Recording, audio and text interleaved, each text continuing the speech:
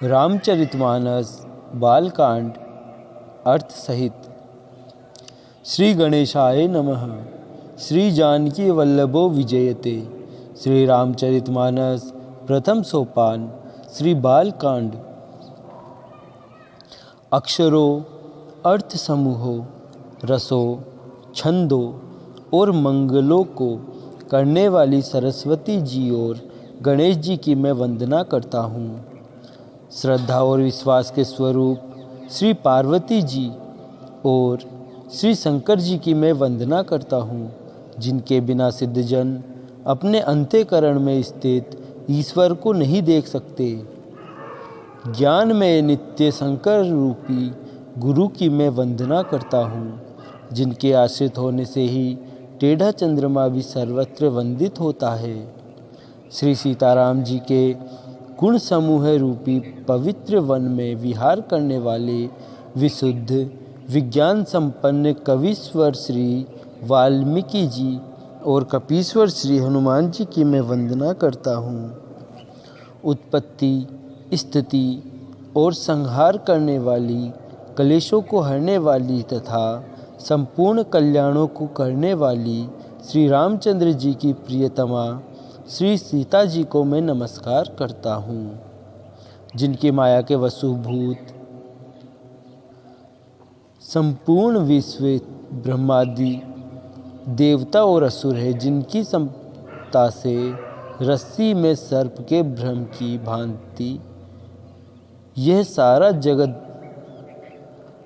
सारा दृश्य जगत सत्य ही प्रतीत होता है, और जिनके केवल चरण ही भवसागर से तरने की इच्छा वालों के लिए एकमात्र नौका है। उन समस्त कारणों से, सब कारणों के कारण और सबसे श्रेष्ठ श्री राम कहलाने वाले भगवान हरि की मैं वंदना करता हूँ। अनेक पुराण, वेद और तंत्र शास्त्र से सम्मत तथा जो रामायण में वर्णित है और कुछ अन्यत्र से भी उपलब्ध श्री रघुनाथ जी की कथा को तुलसीदास अपने अंतःकरण के सुख के लिए अत्यंत मनोहर भाषा रचना में विस्तृत करता है, जिन्हें स्मरण करने से सब कार्य सिद्ध होते हैं। जो गणों के स्वामी और सुंदर हाथी के मुख वाले हैं, वे ही बुद्धि के राशि और शुभ गुणों के धाम श्री गणेश जी मुझ पर कृपा करें, जिनकी कृपा से गूंगा बहुत सुंदर बोलने वाला हो जाता है और लंगड़ा लूला दुर्गम पहाड़ पर चढ़ जाता है। वे कलयुग के सब पापों को जला डालने वाले दयालु भगवान मुझ पर द्रवित हो और मुझ पर दया करे।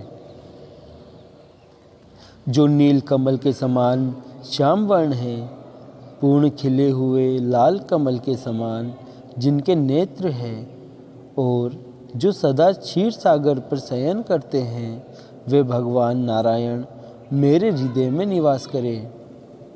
जिनका कुंद के सम पुष्प और चंद्रमा के समान गौर शरीर है, जो पार्वती जी के प्रियतम और दया के धाम हैं, और जिनका दीनों पर स्नेह है, वे कामदेव का मर्दन करने वाले शंकर जी मुझ पर कृपा करें।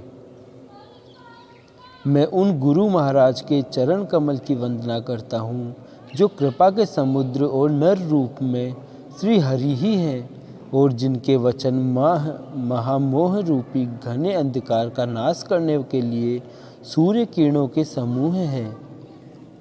मैं गुरु महाराज के चरण कमलों की रज की वंदना करता हूँ, जो सुरुचि, सुगंध तथा अनुराग रूप रस से पूर्ण है।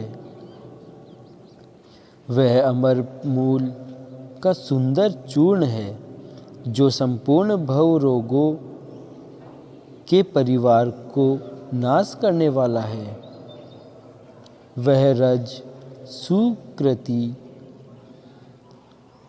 रूप पुण्यवान पुरुष रूपी शिवजी के शरीर पर सुशोभित निर्मल विभूति है, और सुंदर कल्याण और आनंद की जननी है।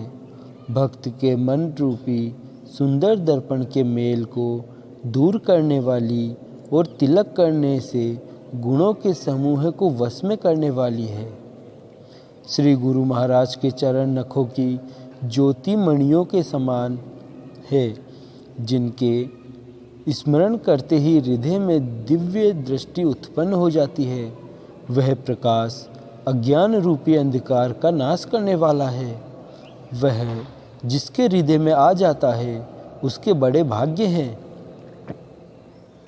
उसके हृदय में आते ही हृदय के निर्मल नेत्र खुल जाते हैं और संसार रूपी रात्रि के दोष दुख मिट जाते हैं एवं श्री रामचरित्र रूपी मणि और माणिक्य गुप्त और प्रकट जहाँ जो जिस खान में है सब दिखाई पड़ने लगते हैं। जैसे सिद्धांजन को नेत्रों में लगाकर साधक सिद्ध और सुजान पर्वतों, वनों और पृथ्वी के अंदर कौतुक से ही बहुत सी खाने देखते हैं। श्री गुरु महाराज के चरणों की रज कोमल और सुंदर नयनामृत अंजन है, जो नेत्रों के दोषों का नाश करने वाला है। उस अंजन से विवेक रूपी नेत्रों को निर्मल करके मैं संसार रूपी बंधन से छुड़ाने वाले श्री रामचरित्र का वर्णन करता हूँ। पहले पृथ्वी के देवता ब्राह्मणों के चरणों की वंदना करता हूँ, जो अज्ञान से उत्पन्न सब संदेहों को हरने वाले हैं। फिर सब गुणों की खान संत समाज को मैं प्रेम सहित सुंदर वाणी से प्रणाम करता हूँ। संतों का चरित्र कपास के चरित्र के समान शुभ है, जिसका फल नीरस, विशद और गुणमय होता है।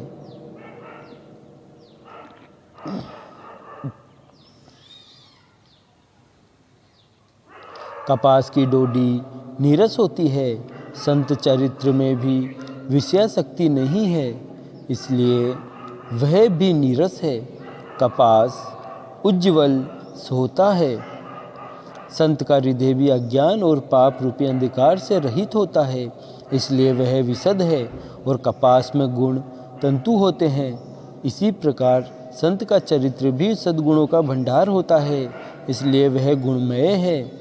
जैसे कपास का धागा सुई के किए हुए छेद को अपना तन देकर ढक देता है, अथवा कपास जैसे लोढ़े जाने, काते जाने और बुने जाने का कष्ट सहकर भी वस्त्र के रूप में परिणत होकर दूसरों के गोपनीय स्थानों को ढकता है, उसी प्रकार संत स्वयं दुख सहकर दूसरों के छिद्रों दोषों को ढकता है, जिसके कारण उसने जगत में वंदनीय यश प्राप्त किया है।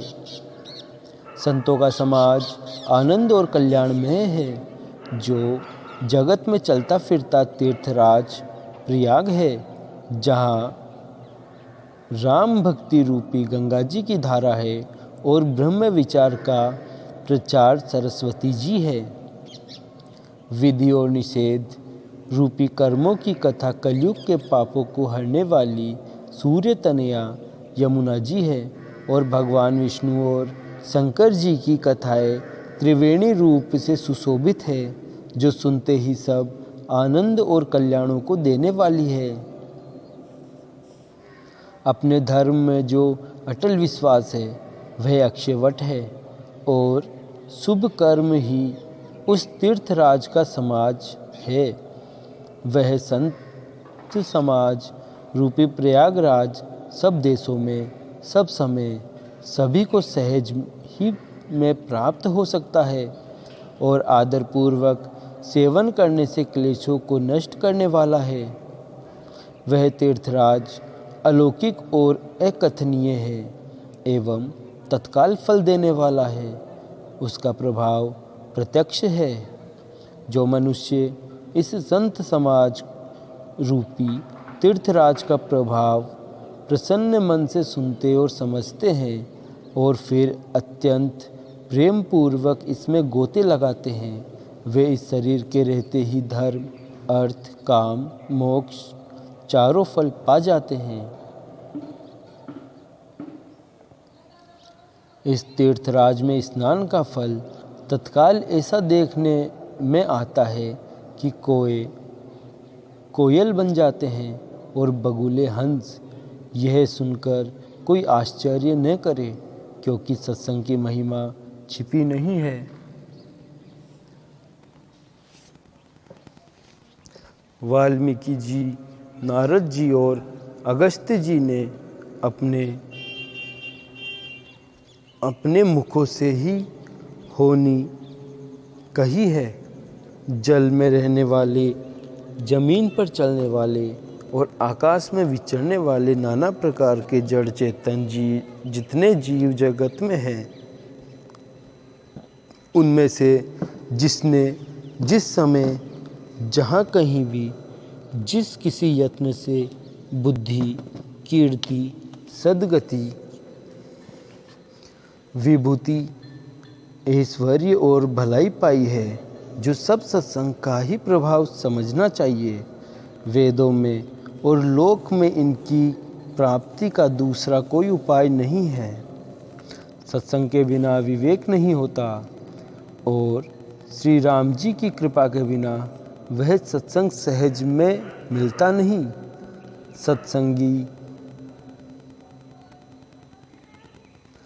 सत्संगति आनंद और कल्याण की जड़ है। सत्संग की सिद्धि ही फल है और सब साधन तो फूल है। दुष्ट भी सत्संगति पाकर सुधर जाते हैं। जैसे पारस के स्पर्श से लोहा सुहावना हो जाता है, सुंदर सोना बन जाता है, किंतु देव योग से यदि कभी सज्जन कुसंगति में पड़ जाते हैं तो वे वहाँ भी सांप की मणि के समान अपने गुणों का ही अनुसरण करते हैं। अर्थात जिस प्रकार सांप का संसर्ग पाकर भी मणि उसके विष को ग्रहण नहीं करती तथा अपने सहज गुण प्रकाश को नहीं छोड़ती, उसी प्रकार साधु पुरुष दुष्टों के संग में रहकर भी दूसरों को प्रकाश ही देते हैं। दुष्टों का उन पर कोई प्रभाव नहीं पड़ता। ब्रह्मा, विष्णु, शिव, कवि और पंडितों की वाणी भी संत महिमा की वर्णन करने में सकुचाती है। वह मुझसे किस प्रकार नहीं कही जाती, जैसे साग तरकारी बेचने वाले से मणियों के गुण समूह नहीं कहे जा सकते। मैं संतों को प्रणाम करता हूँ जिनके चित्त में समता है, जिनका न कोई मित्र है न कोई शत्रु। जैसे अंजलि में रखे हुए सुंदर फूल, जिस हाथ ने फूलों को तोड़ा और जिसने उनको रखा, उन दोनों ही हाथों को समान रूप से सुगंधित करते हैं। वैसे ही संत शत्रु और मित्र दोनों का ही समान रूप से कल्याण करते हैं।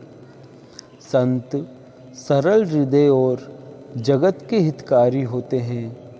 उनके ऐसे स्वभाव और स्नेह को जानकर मैं विनय करता हूँ, मेरी इस बाल विनय को सुनकर कृपा करके श्री राम जी के चरणों में मुझे प्रीति दे। अब मैं सच्चे भाव से दुष्टों को प्रणाम करता हूँ, जो बिना ही प्रयोजन अपना हित करने वाले के भी प्रतिकूल आचरण करते हैं। दूसरों के हित की हानि ही जिनकी दृष्टि में लाभ है, जिनको दूसरों के उजड़ने में हर्ष और बसने में विषाद होता है, जो हरि और हर के यश रूपी पूर्णिमा के चंद्रमा के लिए राहु के समान है। अर्थात जहाँ कहीं भगवान विष्णु या शंकर के यश का वर्णन होता है, उसी में वे बाधा देते हैं और दूसरों की बुराई करने में सहस्त्र बाहु के समान वीर है, जो दूसरों के दोषों को हजार आंखों से देखते हैं और दूसरों के हित रूपी घी के लिए जिनका मन मक्खी के समान है। अर्थात जिस प्रकार मक्खी घी में गिरकर उसे खराब कर देती है और स्वयं भी मर जाती है, उसी प्रकार दुष्ट लोग दूसरों के बने बनाए काम को अपनी हानि करके भी बिगाड़ देते हैं। जो तेज दूसरों को जलाने वाले ताप में अग्नि और क्रोध में यमराज के समान है, पाप और अवगुण रूपी धन में कुबेर के समान धनी है, जिनकी बढ़ती सभी के हित का नाश करने के लिए केतु पुच्छल तारे के समान है और जिनके कुंभकर्ण की तरह सोते रहने में ही भलाई है। जैसे ओले खेती का नाश करके आप ही गल जाते हैं, वैसे ही वे दूसरों का काम बिगाड़ने के लिए अपना शरीर तक छोड़ देते हैं। मैं दुष्टों को 1000 मुख वाले शेष जी के समान समझकर प्रणाम करता हूँ, जो पराये दोषों का 1000 मुखों से बड़े रोष के साथ वर्णन करते हैं। पुणे उनको राजा पृथु, जिन्होंने भगवान का यश सुनने के लिए 10,000 कान मांगे थे, के समान जानकर प्रणाम करता हूँ, जो 10,000 कानों से दूसरों के पापों को सुनते हैं। फिर इंद्र के समान मानकर उनकी विनय करता हूँ, जिनको सुरा मदिरा नीकी और हितकारी मालूम देती है। इंद्र के लिए भी सुरा नीक अर्थात देवताओं की सेना हितकारी है। जिनको कठोर वचन रूपी वज्र सदा प्यारा लगता है और जो 1000 आँखों से दूसरों के दोषों को देखते हैं। दुष्टों की यह रीति है कि वे उदासीन, शत्रु अथवा मित्र किसी का भी हित सुनकर जलते हैं। यह जानकर दोनों हाथ जोड़कर यह जन प्रेम पूर्वक उनसे विनय करता है। मैंने अपनी ओर से विनती की है, परंतु वे अपनी ओर से कभी नहीं चुकेंगे। कौवों को बड़े प्रेम से पालिए, परंतु वे क्या कभी मांस के त्यागी हो सकते हैं। अब मैं संत और असंत दोनों के चरणों की वंदना करता हूँ। दोनों ही दुख देने वाले हैं, परंतु उनमें कुछ अंतर कहा गया है। वह अंतर यह है कि एक संत तो बिछुड़ते समय प्राण हर लेते हैं और दूसरे असंत मिलते हैं तब दारुण दुख देते हैं। अर्थात संतों का बिछुड़ना मरने के समान दुखदायी होता है और असंतों का मिलना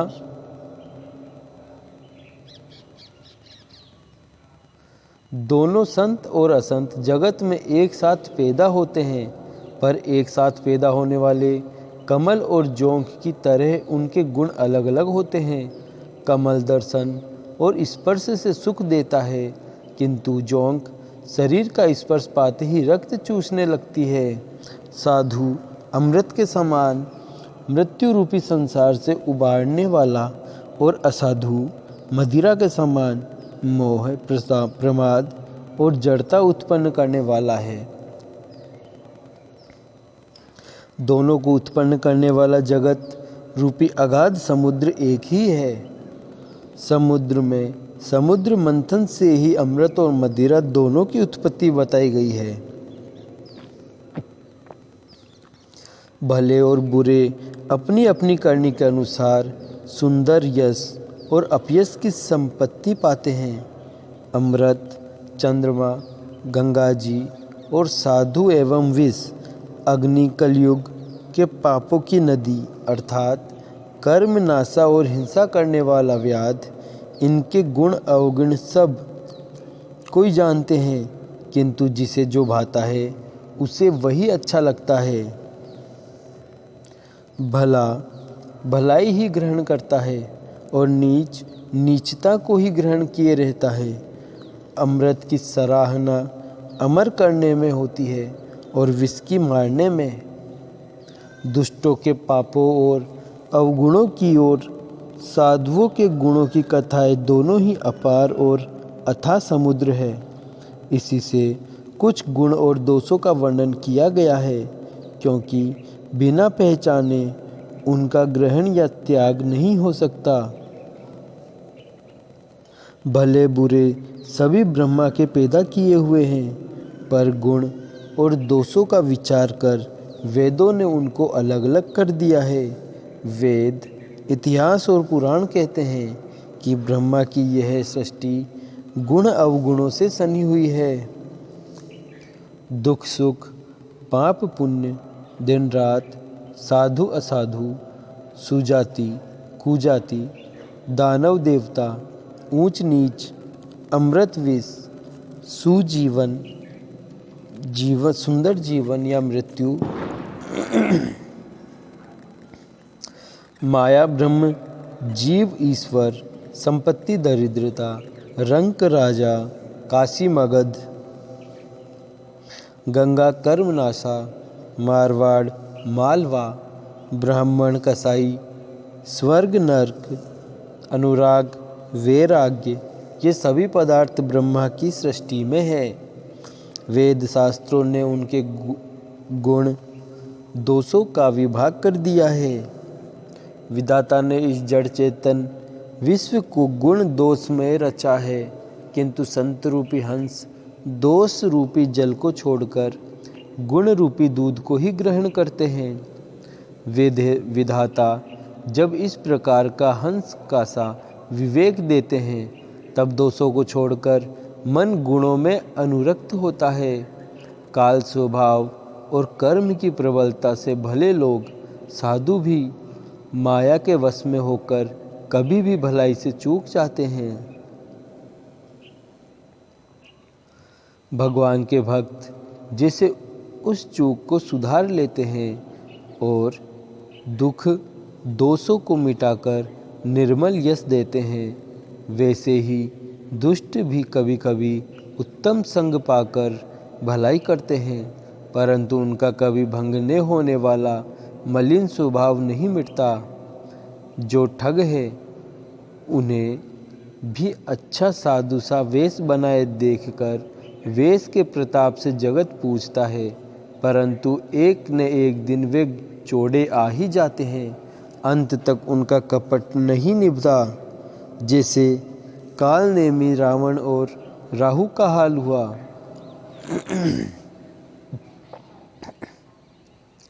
बुरा वेश बना लेने पर भी साधु का सम्मान ही होता है, जैसे जगत में जामवान और हनुमान जी का हुआ। बुरे संग से हानि और अच्छे संग से लाभ होता है। यह बात लोक और वेद में है और सभी लोग इसको जानते हैं। पवन के संग से धूल आकाश पर चढ़ जाती है और वही नीच जल के संग से कीचड़ में मिल जाती है। साधु के घर के तोता मैना राम राम सुमिरत करते हैं और असाधु के घर के तोता मैना गिन गिन कर गालियां देते हैं।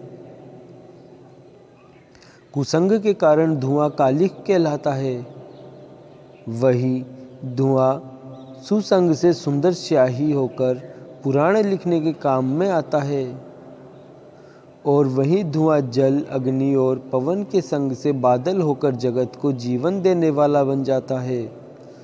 ग्रह, औषधि, जल, वायु और वस्त्र, ये सब भी कुसंग और सुसंग पाकर संसार में बुरे और भले पदार्थ हो जाते हैं। चतुर एवं विचारशील पुरुष ही इस बात को जान पाते हैं। महीने के दोनों पखवाड़ों में उजियाला और अंधेरा समान ही रहता है, परंतु विधाता ने इनके नाम में भेद कर दिया है। एक का नाम शुक्ल और दूसरे का नाम कृष्ण रख दिया। एक को चंद्रमा का बढ़ाने वाला और दूसरे को उसका घटाने वाला समझकर जगत ने एक नया सुयश और दूसरे को अपयश दे दिया। जगत में इतने जड़ और चेतन जीव है, सबको राम में जानकर मैं उन सबके चरण कमलों की सदा दोनों हाथ जोड़कर वंदना करता हूँ।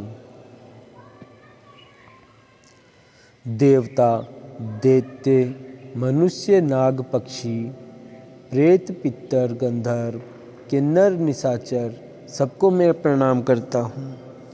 अब सब मुझ पर कृपा कीजिए। 84 लाख योनियों में 4 प्रकार के स्वेदज, अंडज, उद्भिज, जरायुज जीव जल, पृथ्वी और आकाश में रहते हैं। उन सब से भरे हुए इस सारे जगत को श्री सीताराम में जानकर मैं दोनों हाथ जोड़कर प्रणाम करता हूँ। मुझको अपना दास जानकर कृपा की खान आप सब लोग मिलकर छल छोड़कर कृपा कीजिए।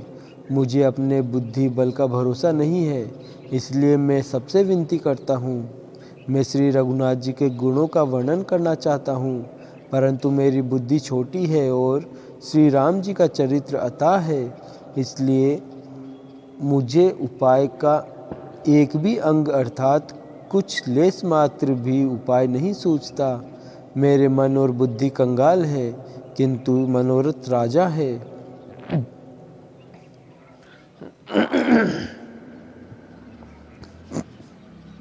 मेरी बुद्धि तो अत्यंत नीची है और चाह बड़ी ऊंची है। चाह जो अमृत पाने की है, पर जगत में जुड़ती छाछ भी नहीं। सज्जन मेरी ठिठाई को क्षमा करेंगे और मेरे बाल वचनों को मन लगाकर प्रेम पूर्वक सुनेंगे। जैसे बालक जब तोतले वचन बोलता है तो उसके माता पिता उन्हें प्रसन्न मन से सुनते हैं, किंतु क्रूर, कुटिल और बुरे विचार रखने वाले लोग जो दूसरों के दोषों को ही भूषण रूप से धारण किए रहते हैं, अर्थात जिन्हें पराये दोष ही प्यारे लगते हैं, हंसेंगे। रसीली हो या अत्यंत फीकी, अपनी कविता किसे अच्छी नहीं लगती, किंतु जो दूसरे की रचना को सुनकर हर्षित होते हैं, ऐसे उत्तम पुरुष जगत में बहुत ही नहीं है। हे भाई, जगत में तालाबों और नदियों के समान मनुष्य ही अधिक है, जो जल पाकर अपनी ही बाढ़ से बढ़ते हैं, अर्थात अपनी ही उन्नति से प्रसन्न होते हैं। समुद्र सा तो कोई एक बिरला ही सज्जन होता है, जो चंद्रमा को पूर्ण देखकर दूसरों को उत्कर्ष देखकर उमड़ पड़ता है। मेरा भाग्य छोटा है और इच्छा बहुत बड़ी है, परंतु मुझे एक विश्वास है कि इसे सुनकर सज्जन भी सुख पावेंगे और दुष्ट हंसी उड़ावेंगे, किंतु दुष्टों के हंसने से मेरा हित ही होगा। मधुर कंठ वाली कोयल को कोयल तो कठोर ही कहा करते हैं, जैसे बगुले हंस को और मेंढक पपीहे को हंसते हैं, वैसे ही मलिन मन वाले दुष्ट निर्मल वाणी को हंसते हैं। जो ने तो कविता के रसिक हैं और ने जिनका श्री रामचंद्र जी के चरणों में प्रेम है, उनके लिए भी यह कविता सुखद हास्य रस का काम देगी। प्रथम तो यह भाषा की रचना है, दूसरे मेरी बुद्धि भोली है, इससे यह हंसने के योग्य ही है। हंसने में उन्हें कोई दोष नहीं। जिन्हें ने तो प्रभु के चरणों में प्रेम है और उन्हें अच्छी समझ ही है, उनको यह कथा सुनने में फीकी लगेगी। जिनकी श्री हरि और श्री हरि के चरणों में प्रीति है और जिनकी बुद्धि कुतर्क करने वाली नहीं है, जो श्री हरि हर में भेद की या ऊंच नीच की कल्पना नहीं करते, उन्हें श्री रघुनाथ जी की यह कथा मीठी लगेगी। सज्जनगण, इस कथा को अपने जी में श्री राम जी की भक्ति से भूषित जानकर सुंदर वाणी से सराहना करते हुए सुनेंगे। मैं न तो कवि हूँ, न वाक्य रचना ही में ही कुशल हूँ। मैं तो सब कलाओं तथा सब विद्याओं से रहित हूँ। नाना प्रकार के अक्षर, अर्थ और अलंकार, अनेक प्रकार की छंद रचना, भावों और रसों के अपार भेद और कविता के भांति भांति के गुण दोष होते हैं। इनमें से काव्य संबंधी एक भी बात का ज्ञान मुझ में नहीं है। यह मैं कोरे कागज पर लिखकर सत्य सत्य कहता हूँ। मेरी रचना सब गुणों से रहित है। इसमें बस जगत प्रसिद्ध एक गुण है, उसे विचार कर अच्छी बुद्धि वाले पुरुष जिनके निर्मल ज्ञान है, इसको सुनेंगे। इसमें श्री रघुनाथ जी का उदार नाम है, जो अत्यंत पवित्र है, वेद पुराणों का सार है, कल्याण का भवन है और अमंगलों को हरने वाला है, जिसे पार्वती जी सहित भगवान शिव सदा जपा करते हैं।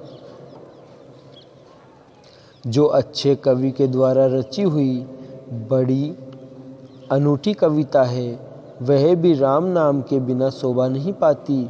जैसे चंद्रमा के समान मुख वाली सुंदर स्त्री सब प्रकार से सुसज्जित होने पर भी वस्त्र के बिना शोभा नहीं देती, इसके विपरीत कुकवि की रची हुई सब गुणों से रहित कविता को भी राम के नाम एवं यश से अंकित जानकर बुद्धिमान लोग आदरपूर्वक कहते हैं और सुनते हैं, क्योंकि संत जन भोरे की भांति गुण ही को ग्रहण करने वाले होते हैं। यद्यपि मेरी इस रचना में कविता का एक भी रस नहीं है, तथापि इसमें श्री राम जी का प्रताप प्रकट है। मेरे मन में यही एक भरोसा है, भले संग से भला किसने बड़प्पन नहीं पाया। धुआं भी अगर के संग से सुगंधित होकर अपने स्वाभाविक कड़वेपन को छोड़ देता है।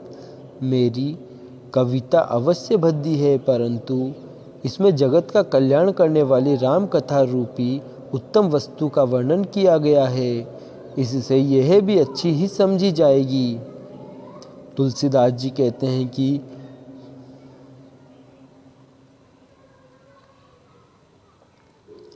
श्री रघुनाथ जी की कथा कल्याण करने वाली और कलयुग के पापों को हरने वाली है। मेरी इस बद्धी कविता रूपी नदी की चाल पवित्र जल वाली नदी की चाल की भांति, गंगा जी की चाल की भांति टेढ़ी है।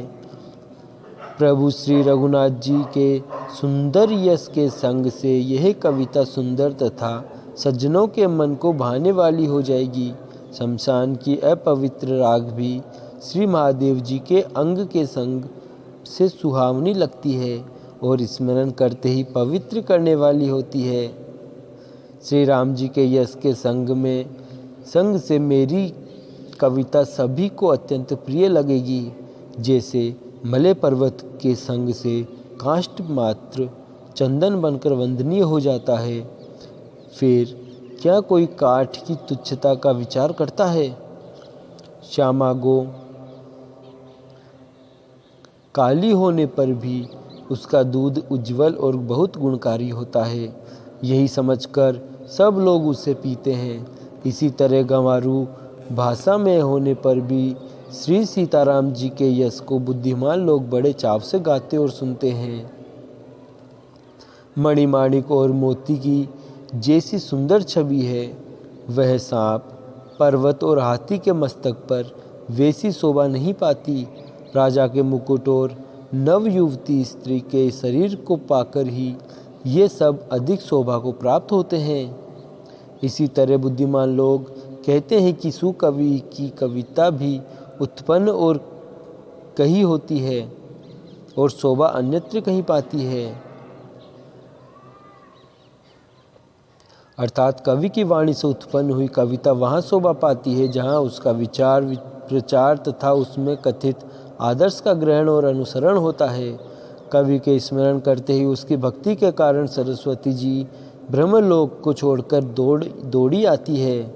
सरस्वती जी की दौड़ी आने की वह थकावट रामचरित्र रूपी सरोवर में उन्हें नहलाए बिना दूसरे करोड़ों उपायों से भी दूर नहीं होती। कवि और पंडित अपने हृदय में ऐसा विचार कर कलयुग के पापों को हरने वाले श्री हरि के यश का ही गान करते हैं। संसारी मनुष्यों का गुणगान करने से सरस्वती जी सिर धुनकर पछताने लगती है कि मैं क्यों इनके बुलाने पर आई।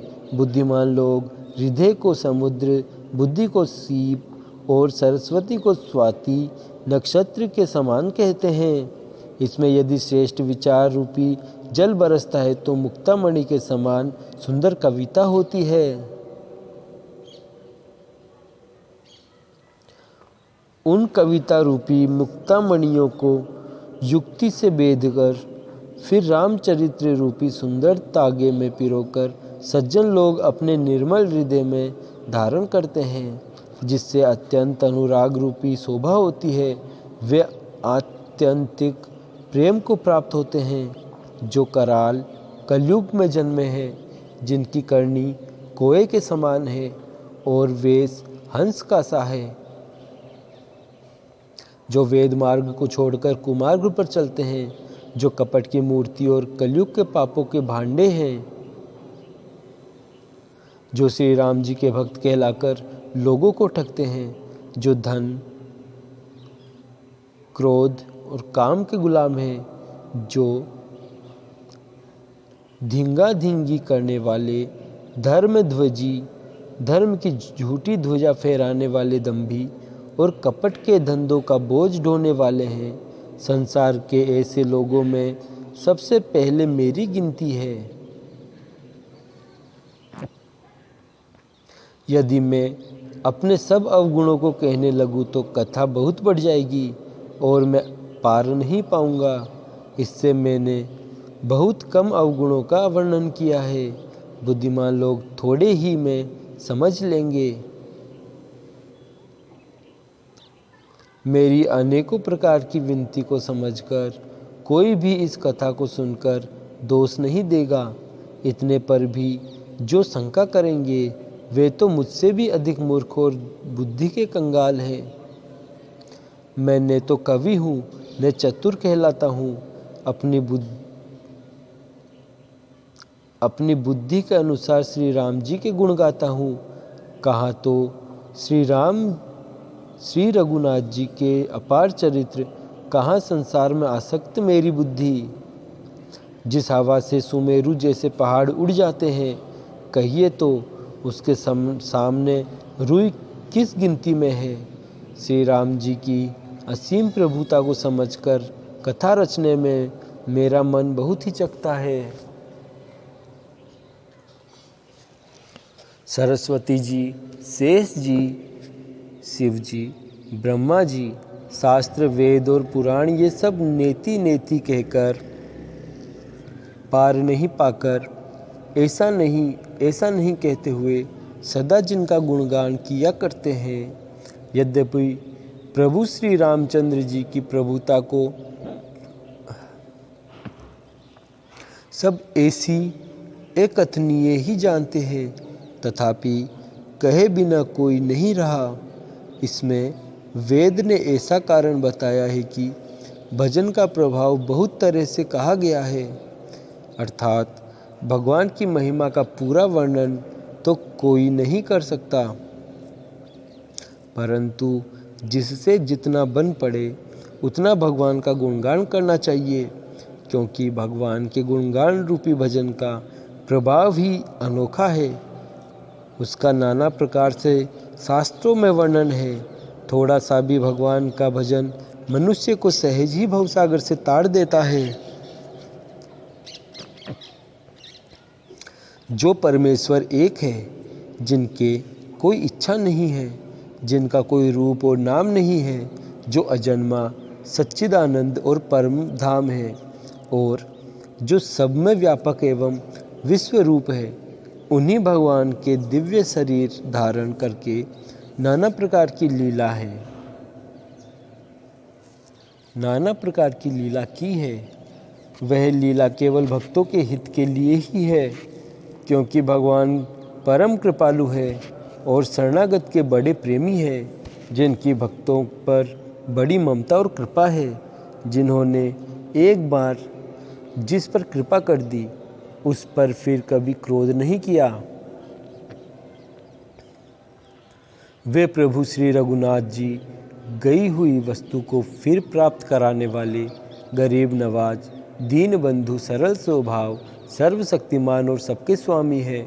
यही समझकर बुद्धिमान लोग उन श्री हरि का यश वर्णन करके अपनी वाणी को पवित्र और उत्तम फल, मोक्ष और दुर्लभ भगवत प्रेम देने वाली बनाते हैं। उसी बल से महिमा का यथार्थ वर्णन नहीं, परंतु महान फल देने वाला भजन समझकर भगवत कृपा के बल पर ही मैं श्री रामचंद्र जी के चरणों में सिर नवाकर श्री रघुनाथ जी के गुणों की कथा कहूँगा। इसी विचार से वाल्मीकि, व्यास आदि मुनियों ने पहले हरि की कीर्ति गाई है। भाई, उसी मार्ग पर चलना मेरे लिए सुगम होगा, जो अत्यंत बड़ी श्रेष्ठ नदियाँ हैं। यदि राजा उन पर पुल बंधा देता है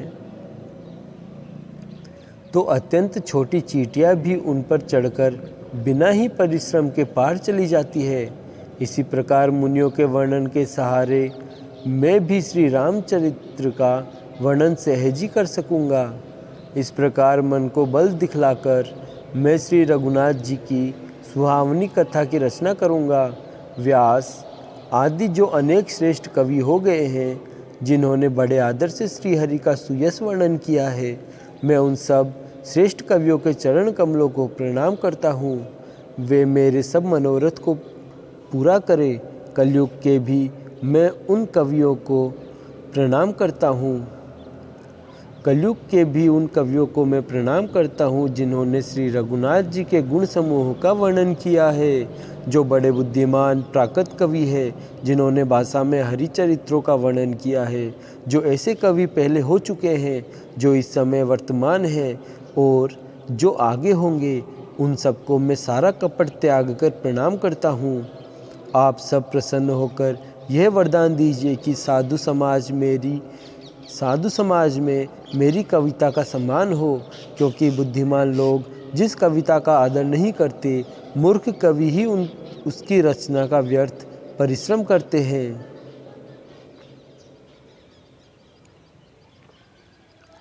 कीर्ति, कविता और संपत्ति वही उत्तम है जो गंगा जी की तरह सबका हित करने वाली हो। श्री रामचंद्र जी की कीर्ति तो बड़ी सुंदर, सबका अनंत कल्याण करने वाली ही है, परंतु मेरी कविता भद्दी है, यह असामंजस्य है, अर्थात इन दोनों का ही मेल नहीं मिलता, इसी की मुझे चिंता है। परंतु हे कवियों, आपकी कृपा से यह बात भी मेरे लिए सुलभ हो सकती है। रेशम की सिलाई टाट पर भी सुहावनी लगती है। चतुर पुरुष उसी कविता का आदर करते हैं जो सरल हो और जिसमें निर्मल चरित्र का वर्णन हो, तथा जिसे सुनकर शत्रु भी स्वाभाविक बेर को भूलकर सराहना करने लगे। ऐसी कविता बिना निर्मल बुद्धि के ही होती नहीं, और मेरी बुद्धि का बल बहुत ही थोड़ा है। इसलिए बार बार निहोरा करता हूँ कि हे कवियों, आप कृपा करें जिससे मैं हरि यश का वर्णन कर सकूँ। कवि और पंडितगण, आप जो रामचरित्र रूपी मानसरोवर के सुंदर हंस है, मुझ बालक की विनती सुनकर और सुंदर रुचि देखकर मुझ पर कृपा करें। मैं उन वाल्मीकि मुनि के चरण कमलों की वंदना करता हूँ जिन्होंने रामायण की रचना की है, जो खर सहित होने पर भी खर कठोर से विपरीत बड़ी कोमल और सुंदर है, तथा जो दूषण सहित होने पर भी दूषण अर्थात दोष से रहित है।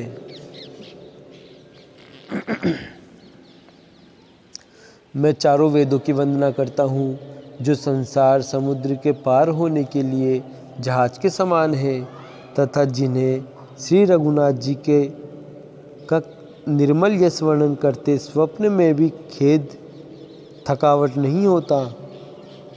मैं ब्रह्मा जी के चरण रज की वंदना करता हूँ जिन्होंने भव सागर बनाया है, जहाँ से एक और संत रूपी अमृत चंद्रमा और कामधेनु निकले और दूसरी ओर दुष्ट मनुष्य रूपी विष और मदिरा उत्पन्न हुए। देवता, ब्राह्मण, पंडित, ग्रह, इन सबके चरणों की वंदना करके हाथ जोड़कर कहता हूँ कि आप प्रसन्न होकर मेरे सारे सुंदर मनोरथों को पूरा करें। फिर मैं सरस्वती जी और देव नदी गंगा जी की वंदना करता हूँ। दोनों पवित्र और मनोहर चरित्र वाली है। एक स्नान करने और जल पीने से पापों को हरती है, और दूसरी गुण और यश कहने और सुनने से अज्ञान का नाश कर देती है। श्री महेश और पार्वती को मैं प्रणाम करता हूँ, जो मेरे गुरु और माता पिता हैं, जो दीन बंधु और नित्य दान करने वाले हैं, जो सीतापति श्री रामचंद्र जी के सेवक, स्वामी और सखा है, तथा मुझ तुलसीदास का सब प्रकार से कपट रहित हित करने वाले हैं, जिन शिव पार्वती ने कलयुग को देखकर जगत के हित के लिए सावर मंत्र समूह की रचना की, जिन मंत्रों के अक्षर बेमेल हैं, जिनका न कोई ठीक अर्थ होता है और न जप ही होता है, तथापि श्री शिव जी के प्रताप से ही जिनका प्रभाव प्रत्यक्ष है, वे उमापति शिव जी मुझ पर प्रसन्न होकर श्री राम जी की इस कथा को आनंद और मंगल की मूल उत्पन्न करने वाली बनाएंगे। इस प्रकार पार्वती जी और शिव जी दोनों का स्मरण करके और उनका प्रसाद पाकर मैं चाव भरे चित्त से श्री रामचरित्र का वर्णन करता हूँ। मेरी कविता श्री शिव जी की कृपा से ऐसी सुशोभित होगी जैसी तारागणों के सहित चंद्रमा के साथ रात्रि शोभित होती है। जो इस कथा को प्रेम सहित एवं सावधानी के साथ समझ बूझकर कहे सुनेंगे, वे कलयुग के पापों से रहित और सुंदर कल्याण के भागी होकर श्री रामचंद्र जी के चरणों के प्रेमी बन जाएंगे। यदि मुझ पर श्री शिव जी और पार्वती जी की स्वप्न में भी सचमुच प्रसन्नता हो, तो मैंने इस भाषा कविता का जो प्रभाव कहा है वह सब सच हो। मैं अति पवित्र श्री अयोध्यापुरी और कलयुग के पापों का नाश करने वाली श्री सरयू नदी की वंदना करता हूँ। फिर अवधपुरी के उन नर नारियों को प्रणाम करता हूँ जिन पर प्रभु श्री रामचंद्र जी की ममता थोड़ी नहीं है, अर्थात बहुत है। उन्होंने अपनी पुरी में रहने वाले सीता जी की निंदा करने वाले धोबी और उसके समर्थक पूर्व नर नारियों के पाप समूह को नाश कर उनको शोक रहित बनाकर अपने लोक धाम में बसा दिया। मैं कौशल्या रूपी पूर्व दिशा की वंदना करता हूँ, जिसकी कीर्ति समस्त संसार में फैल रही है। जहाँ कौशल्या रूपी पूर्व दिशा से विश्व को सुख देने वाले और दुष्ट रूपी कमलों के लिए पाले के समान श्री रामचंद्र जी रूपी सुंदर चंद्रमा प्रकट हुए। सब रानियों सहित राजा दशरथ जी को पुण्य और सुंदर कल्याण की मूर्ति मानकर मैं मन वचन और कर्म से प्रणाम करता हूँ। अपने पुत्र का सेवक जानकर वे मुझ पर कृपा करे, जिनको रचकर ब्रह्मा जी ने भी बड़ाई पाई तथा जो श्री राम जी के माता और पिता होने के कारण महिमा की सीमा है। मैं अवध के राजा श्री दशरथ जी की वंदना करता हूँ, जिनका श्री राम जी के चरणों में सच्चा प्रेम था, जिन्होंने दीन दयालु प्रभु के बिछुड़ते ही अपने प्यारे शरीर को मामूली तिनके की तरह त्याग दिया। मैं परिवार सहित राजा जनक जी को प्रणाम करता हूँ, जिनका श्री राम जी के चरणों में गूढ़ प्रेम था, जिसको उन्होंने योग और भोग में छिपा रखा था, परंतु श्री रामचंद्र जी को देखते ही वह प्रकट हो गया। भाइयों, सबसे पहले मैं श्री भरत जी के चरणों को प्रणाम करता हूँ, जिनका नियम और व्रत वर्णन नहीं किया जा सकता तथा जिनका मन श्री राम जी के चरण कमलों में भौरे की तरह लुभाया हुआ है, कभी उनका पास नहीं छोड़ता। मैं श्री लक्ष्मण जी के चरण कमलों को प्रणाम करता हूँ, जो शीतल सुंदर और भक्तों को सुख देने वाले हैं। श्री रघुनाथ जी की कीर्ति रूपी विमल पताका में जिनका लक्ष्मण जी का यश पताका को ऊंचा करके फहराने वाले दंड के समान हुआ, जो 1000 सिर वाले और जगत के कारण 1000 सिरों पर जगत को धारण कर रखने वाले शेष जी हैं, जिन्होंने पृथ्वी का भय दूर करने के लिए अवतार लिया। वे गुणों की खान कृपा सिंधु सुमित्रा नंदन श्री लक्ष्मण जी मुझ पर सदा प्रसन्न रहे।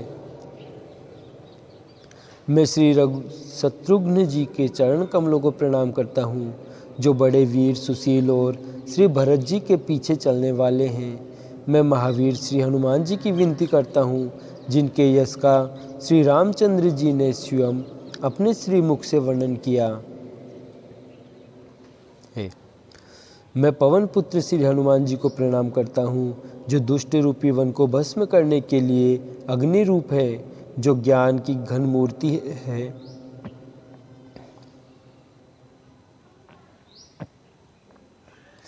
और जिनके हृदय रूपी भवन में धनुष बाण धारण किए हुए श्री राम जी निवास करते हैं।